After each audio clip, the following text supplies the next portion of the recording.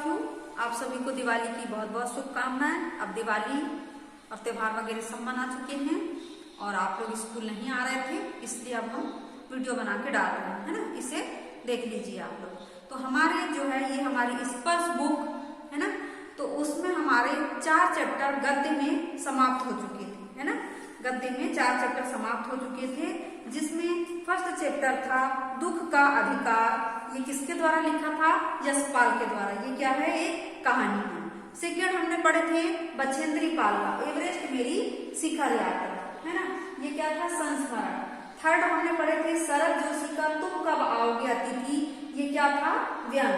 उसके बाद fourth chapter हमने पढ़े धीरंजन मालवीय का वैज्ञानिक चेतना के वाहक चंद्रशेखर वेंकट रमन। अब हम अपना फिफ्थ चैप्टर जो है पढ़ने जा रहे हैं धर्म की आड़, गणेश शंकर विद्यार्थी के द्वारा लिखित। तो सबसे पहले हम इस पाठ को पढ़ने से पहले गणेश शंकर विद्यार्थी जी का जीवन परिचय आपको बताने जा रहे हैं। तो देखिए, गणेश शंकर विद्यार्थी जी का जन्म उत्तर प्रदेश के इलाहाबाद शहर में 1890 है ना। सबसे पहला पॉइंट आपको नोट करना है कॉपी में, आपके लिए पहले ही होमवर्क बता देते हैं कि इनका जीवन परिचय आपको कॉपी में इंपॉर्टेंट चीजें नोट करना है ना।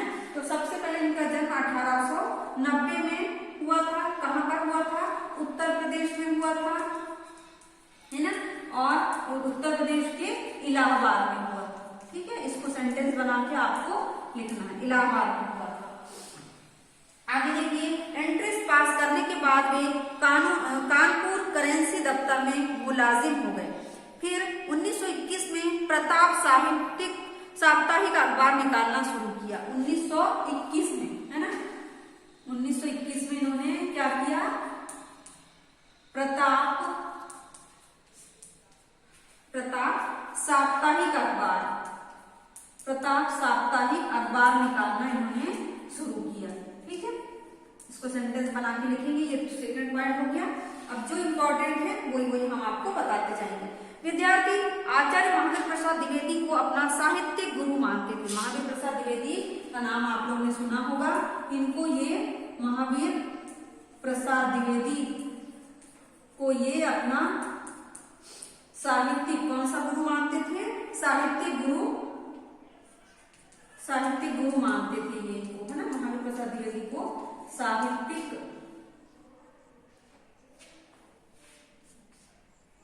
साहित्यिक गुरु ये मानते थे, ठीक है। उसके बाद देखिए, उन्हीं की प्रेरणा से आजादी की अलग जगाने वाली रचनाओं का सृजन और अनुवाद उन्होंने किया। इसी उद्देश्य की पूर्ति के लिए उन्होंने सहायक पत्रकारिता की विद्यार्थियों के जीवन का ज्यादातर समय जेलों में बीता। विद्यार्थी जी के, है ना। इन्हें बार बार जेल में डालकर भी अंग्रेज सरकार को संतुष्टि नहीं मिली। वह इनका अखबार भी बंद करवाना चाहती थी। कानपुर में 1921 में मचे सांप्रदायिक दंगों को शांत करवाने के प्रयास में विद्यार्थी को अपने प्राणों की बलि देनी पड़ी। मतलब इनका की मृत्यु कब हो गई? 1931 को इनकी मृत्यु हो गई, ठीक है। 1931 को इनकी मृत्यु हो गई, है ना। ये भी पॉइंट आप नोट करेंगे किस कारण से। फिर इनकी मृत्यु पर महात्मा गांधी ने कहा था, काश ऐसी मौत मुझे मिली होती। किसने कहा था? इनकी मृत्यु पर ये काश मुझे ऐसी मौत मिली होती। ये किसने कहा था? महात्मा गांधी ने। किसकी मृत्यु पर? गणेश शंकर विद्यार्थी जी की मृत्यु पर। आगे देखिए, विद्यार्थी अपने जीवन में भी लेखन में भी गरीबों, किसानों, मजलूमों, मजदूरों आदि के प्रति सच्ची हमदर्दी का इजहार करते थे। देश की आजादी की मुहिम में आड़े आने वाले किसी भी कृत्य पर परंपरा को वह आड़े हाथों लेते थे। देश की आजादी उनकी नजर में सबसे महत्वपूर्ण थी। आपसी भाईचारे को नष्ट भ्रष्ट करने वाले को की वे जमकर खबर लेते थे, है ना। उनकी भाषा सरल सहज लेकिन बेहद मारक और सीधा प्रहार करने वाली है। ये आप लोग इसको अंडरलाइन करके इसको भी अगला पॉइंट बना के यहाँ पर लिखेंगे, मतलब 5वां। अब देखिए, ये जो धर्म की आड़ है ना, ये जो पार्ट है, चैप्टर है, उसमें क्या बताया गया है ना।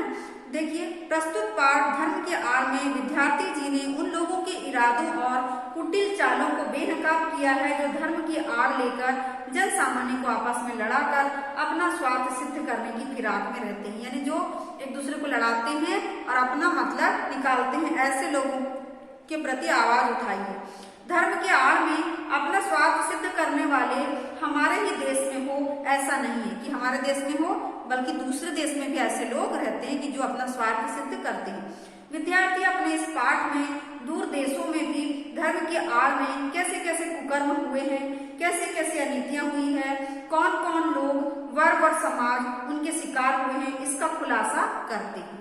यानी ऐसे कर्म करने से जो दूसरों को लड़ाते हैं, तो उससे किस कौन कौन से समाज के कौन कौन से वर्ग हैं जो शिकार हुए हैं, उसका वर्णन या उसका खुलासा इस पाठ में किया गया है। अब देखिए, इस समय देश में धर्म की धूम है, उत्पात किए जाते हैं तो धर्म और ईमान के नाम पर, और जिद की जाती है तो धर्म और उत्पादन उपद्रव, तो धर्म और ईमान के नाम पर रमू और बुद्धू मियाँ धर्म और ईमान को जाने या ना जाने, परंतु उनके नाम पर उबल पड़ते हैं। एक का नाम है रमुआ और दूसरे का नाम है बुद्धू, है ना, जो इस पाठ के नायक हैं, और जान लेने और जान देने के लिए तैयार हो जाते हैं, है ना। बोलते हैं कि धर्म और ईमान को जाने या ना जाने, परंतु उनके नाम पर उबल पड़ते हैं, और जान लेने और देने के लिए क्या हो जाते हैं, तैयार हो जाते हैं। देश के सभी शहरों का यही हाल है ना। उबल पड़ने वाले साधारण आदमी का इसमें केवल इतना ही दोष है कि वह कुछ भी नहीं समझता बूझता, और दूसरे लोग उसे जिधर जोत देते हैं उधर जुत जाता है। यथार्थ दोष है कुछ चलते पुर्जे पढ़े लिखे लोगों का, है ना, कि जो पढ़े लिखे हैं, जो मूर्ख लोगों की शक्तियों और उत्साह का दुरुपयोग इसलिए कर रहे हैं कि इस प्रकार जाहिलों के बल के आधार पर उनका नृत्य और बड़प्पन कायम रहे। यानी कि लोगों को, जो पढ़े लिखे नहीं है, उनको मूर्ख बनाने का काम करते हैं। कौन? ये पढ़े लिखे शिक्षित लोग। इसके लिए धर्म और ईमान की बुराइयों से काम लेना उन्हें सबसे सुगम मालूम पड़ता है। यानी धर्म की आड़ में ये ऐसा करते हैं, सुगम भी है ना।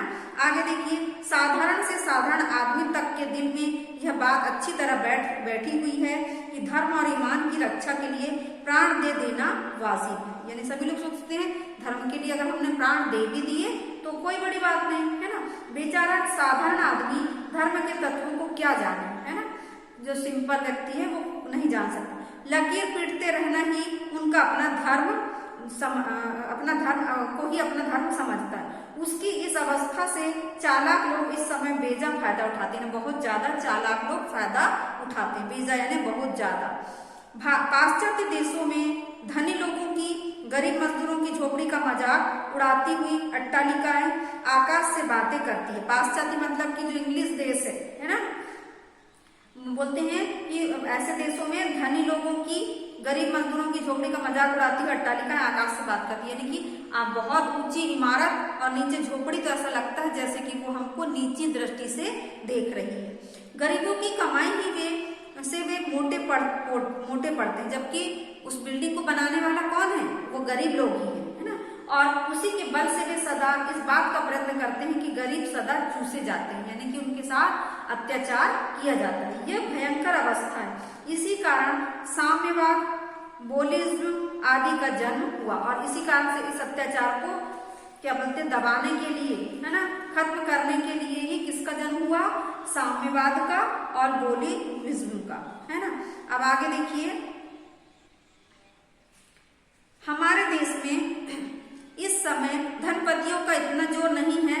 यहाँ धर्म के नाम पर कुछ इने गिने आदमी अपने हीन स्वार्थों की सिद्धि के लिए करोड़ों आदमियों की शक्ति का दुरुपयोग किया करते हैं। गरीबों का धनाढ्यों द्वारा चूसा जाना इतना बुरा नहीं है जितना बुरा यह है कि वहाँ है धन की मार, यहाँ है बुद्धि पर मार, है ना। बोलते हैं, क्या बोला गया है कि हमारे देश में इस समय धनपतियों का इतना जोर नहीं है। यहाँ धर्म के नाम पर कुछ इने गिने आदमी अपने हीन स्वार्थों की सिद्धि के लिए करोड़ों आदमियों की शक्ति का दुरुपयोग करते हैं। है ना। गरीबों का धनाढ़ियों द्वारा चूसा जाना इतना बुरा नहीं है जितना बुरा यह है कि वहां है धन की मार, यहाँ है बुद्धि पर मार। वहां धन दिखाकर करोड़ों को बस में किया जाता है और फिर मन माना धन पैदा करने के लिए जोत दिया जाता है।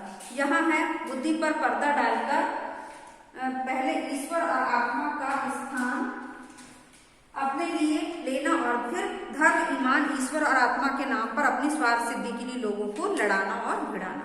तो बच्चों आज के लिए इतना काफी है, बाकी का हम आपको कल पढ़ा देंगे। मतलब कि आपको आज जीवन परिचय गणेश शंकर विद्यार्थी का लिखना है और धर्म के आर का एक जो पेज है उसको पढ़ना है। बाकी 2 हम कल आपको अच्छे से समझा देंगे और क्वेश्चन आंसर भी सेंड कर देंगे। तो धन्यवाद बच्चों, आज की कक्षा हम यही समाप्त कर रहे हैं।